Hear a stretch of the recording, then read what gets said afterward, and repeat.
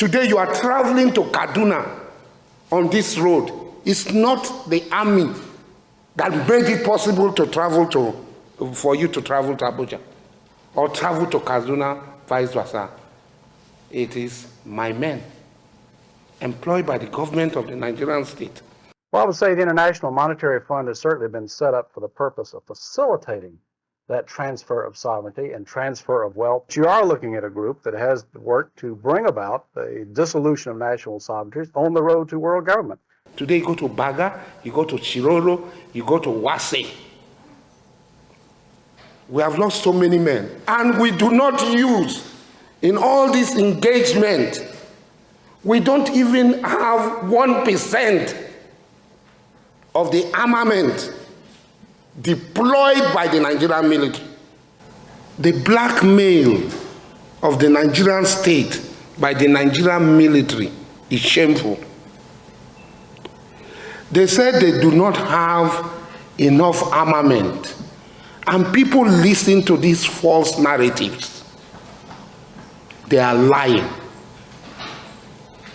They are liars. But there are questions that arise from his statements. He said that he is the one protecting Nigeria, not the Nigerian army. He claimed that the Nigerian state employed his boys that he is using to keep Nigeria safe. These are serious questions for which he should make clarifications. And then he goes on to say he does not have a private army. Then you will wonder, these so-called boys of his that are employed by the Nigerian state, not under the army, who are they? Are they not a private army? There needs to be clarification on this. Now, this was done definitely not in the 2 weeks of Tinubu. It's been done before in the era of Buhari. Was it that it was Buhari that employed these boys for him to keep Nigeria safe? So something that the Nigerian army could not do? These are questions. Now, it is apparent that his claim that the Nigerian army is blackmailing the Nigerian state will have some truth to it, because according to him, and I believe it, the Nigerian army cannot claim not to have sufficient weapons to deal with these insurgents unless there's some sort of conspiracy. Now, Asari Dokubo is blaming the Nigerian army as if the Nigerian army can exist on its own. He says that the Nigerian army is lying about not having weapons or not having ammunitions. Who supervises or who is in charge of the Nigerian army? Who is the commander-in-chief of the Nigerian army? Who is the commander-in-chief? Who releases the money to the Nigerian army? If there is a commander-in-chief, should the buck not stop at the commander-in-chief's table? Who happens to be the president? Should the buck not stop at the president's table? I think this is just another gimmick to distract Nigerians. We are well aware of the fact that, yes, there is some sort of conspiracy going on. But to come out now to lay the blame at the foot of the Nigerian army, I'm not buying that. I am not buying that.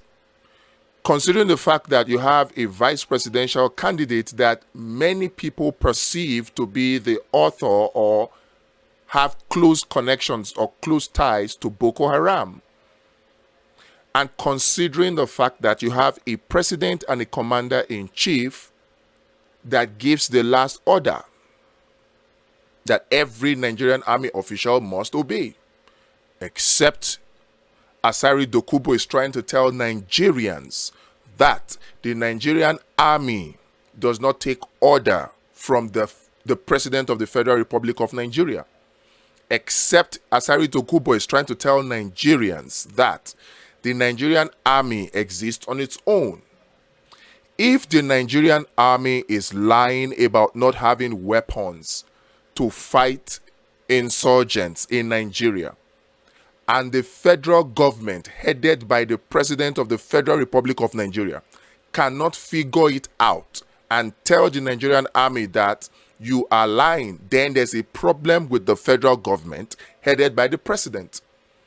If the President of the Federal Republic of Nigeria and Commander-in-Chief of all the armed forces, not just the army or the navy now, cannot tell the Nigerian army and hold the Nigerian army accountable and say, I gave you XX trillions of naira to buy ammunition. Where are the ammunition?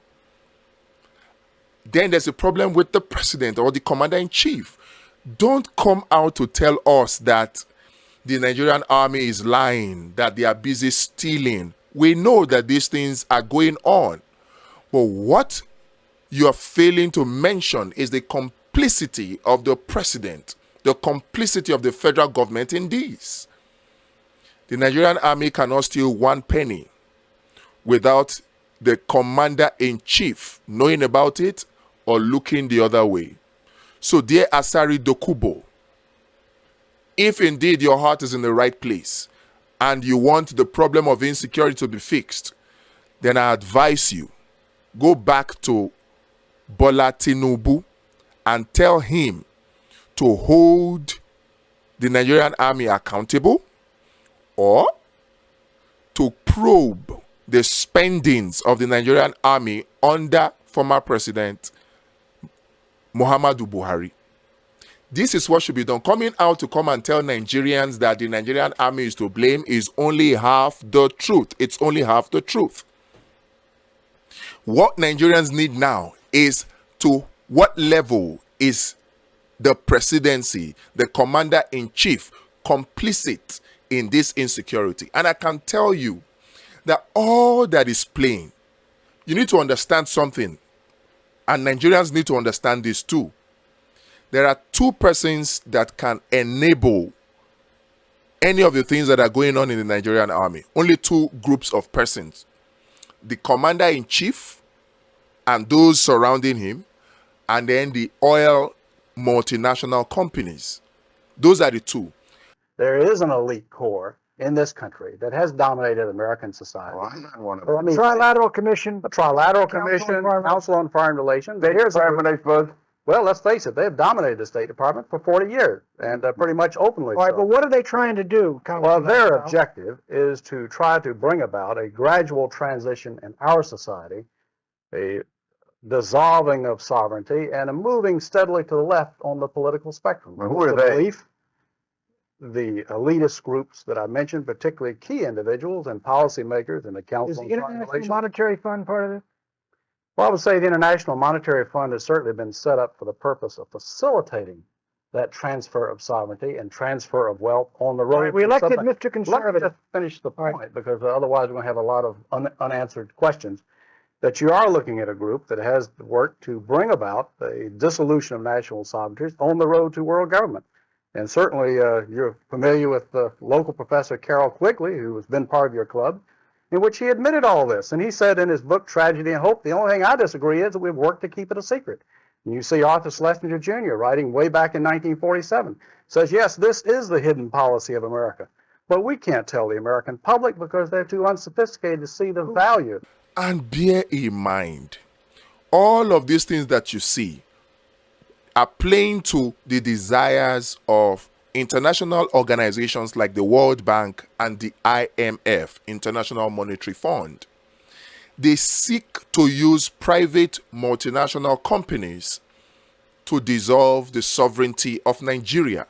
And part of their modus operandi is use these multinational oil companies to infiltrate the army by infiltrating the government. So there will be a close relationship. There has to be a close relationship between the multinational oil companies and the federal government of Nigeria, headed by the president and commander-in-chief, for the Nigerian army to be infiltrated the way you, Asari Dokubo, is claiming they have been infiltrated.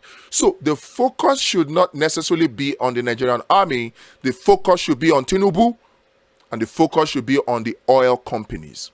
Because there's a grand plan by certain elite groups in the United States of America to use IMF and World Bank organizations in the name of private investors to infiltrate and dissolve sovereignties of countries, particularly in Africa. That's the game. I would go to countries with resources our corporations covet, like oil. I'd arrange a huge loan to those countries from the World Bank or its sister organizations, but the money wouldn't actually go to the country. It would go to our corporations, Bechtel, Halliburton, Brown and Root, familiar names, to build big infrastructure projects in those countries and incidentally make huge profits in the process. They'd build power plants and industrial parks, things that would benefit a few wealthy families in the country, the ones that own the industries. But the majority of the people would suffer. They would be left holding a huge debt they couldn't repay. So we'd go back and say, since you can't pay your debt, sell your resource, oil or whatever, real cheap to our corporations. Privatize. Sell your utilities, your schools, your jails, everything like that to our corporations. And Claudine also told me that if the leaders of these countries refused my offer, people she called jackals would be right behind me. I didn't actually carry a gun, but the jackals did.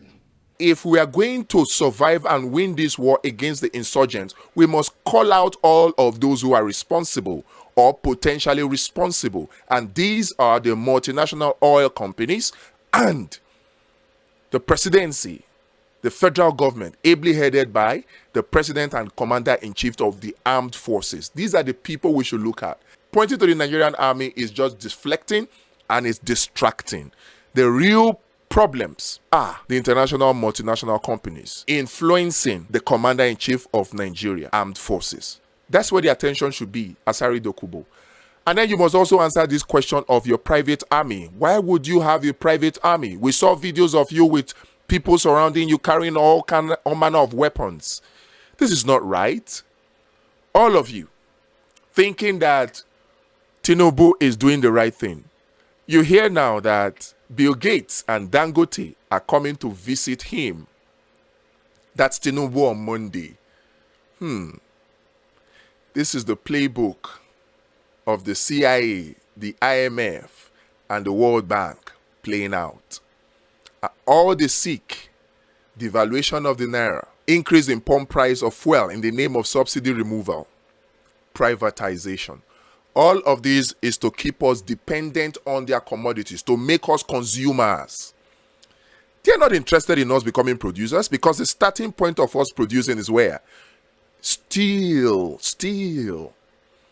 If Nigeria is serious about industrialization, we should be focused on activating Ajaokuta steel and Alaja steel.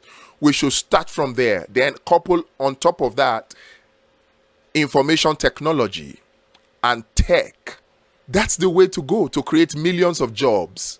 All of these things that we are talking about, investing in power, investing in refineries, they are all feeding the needs of the Western countries. That's all they are doing. They want us to be dependent on them. And the three things that Tinubu has done so far is playing right into their hands. Nigerians, we need to wake up and we need to realize that no single individual can fix Nigeria. It has to be a collective effort. And for us to do this collectively, we need people who are patriots. So I'm inviting you, join the League of Patriots today. The League of Patriots is our last line of defense, Nigeria's last line of defense, Africa's last line of defense against this imperialist who seek to enslave us again for the third time. Join the League of Nations. Don't forget to like and share this video. That's how more Nigerians, more Africans get to hear these messages. And we need to let them hear these messages. They have been distracted enough. They have been distracted enough. They have been programmed enough. Let's do this little task of liking and sharing this video. Subscribe if you can. And let's deprogram Africans. Let's deprogram Nigerians. In the next video, we'll talk about the 7 ways through which the West are programming Nigerians and indeed Africans for poverty and for perpetual dependence on the West for our needs.